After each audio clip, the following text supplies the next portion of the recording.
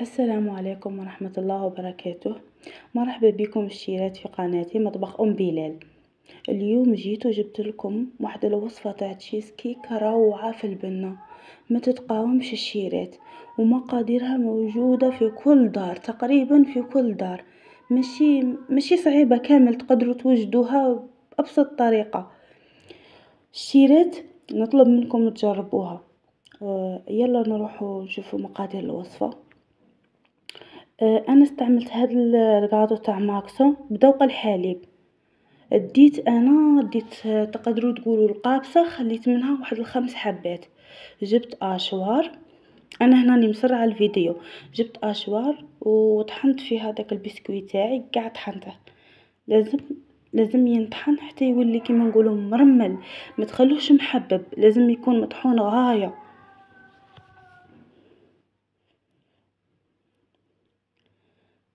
هكذا نطحنه غايه. حاولوا تطحنوه غايه الشيرات، ما تخلوش هذوك الحبيبات فيه.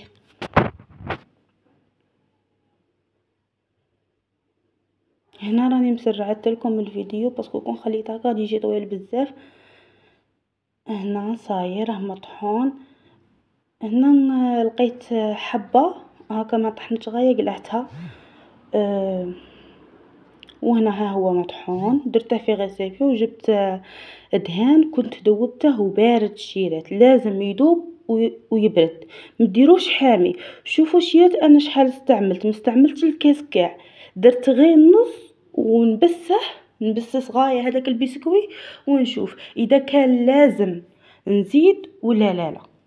دوك تشوف هاكا نبسه غايه، نبسه تبسوه غايه لدرجه لازم كي تعرفوا بليها مبسس، كي تحكموا هكا بيديكم كلي تتشكل هكا كريه متماسكه. هكا تخلطوه غايه، تبسوه غايه الشيرات، هذه الطريقه لازم. شوفوا هنا الشيرات، هذا ما استعملت غير نص. وجبت هذاك السارتو درته في بلا، وحطيت هذاك البسكوي تاعي، حطيته كاع، حطيته في داك المول.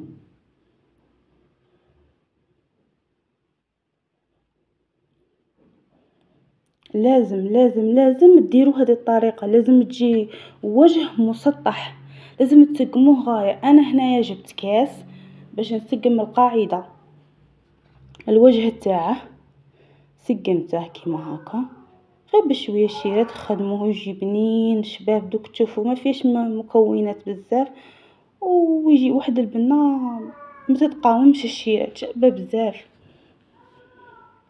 هكا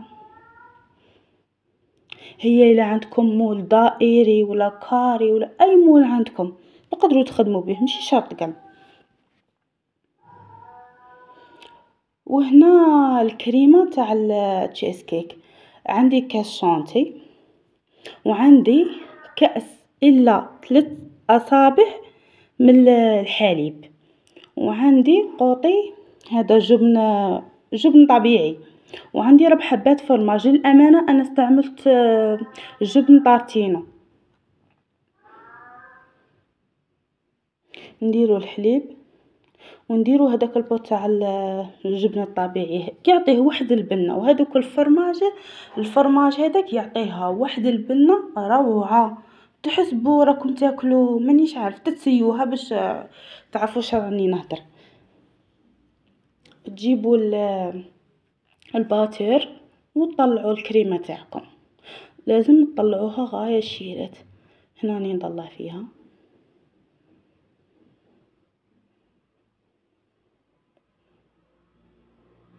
وهنا راهي طلعت لي الشيرات. شوفوا لازم نديرلكم المنقار، وكي ترفدوا الغاسيبو تاعكم تقلبوها ما تطيحلكمش هذيك الشونتي، هنا تعرفوها بلي راهي ناجحه. شوفوا الشيرات هنا راني قلبت ما طاحت ليش، يعني هنا راهي ناجحه.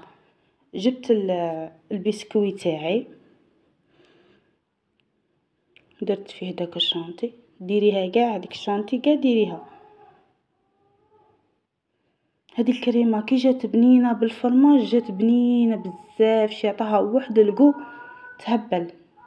نسقمو الكريمة قاع نسقموها على الوجه. لازم يكون الوجه مسطح، ما يكونش هكا محفر ولا. هنا جبت هاد المغرفة هذه، انا دائما نستعملها باش نحسن الوجه تاع الكيكة.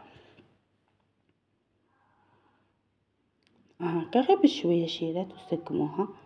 هنا صاي سقمتها. هنا تغطيها وديريها في الفريجيدر، ديريها تحت في الثلاجه، ديريها تحت الا بغيتي تخليها تبات، وديريها في المجمد لمده ساعه اذا كنتي مقلقه فيها وباغيه تخدميها.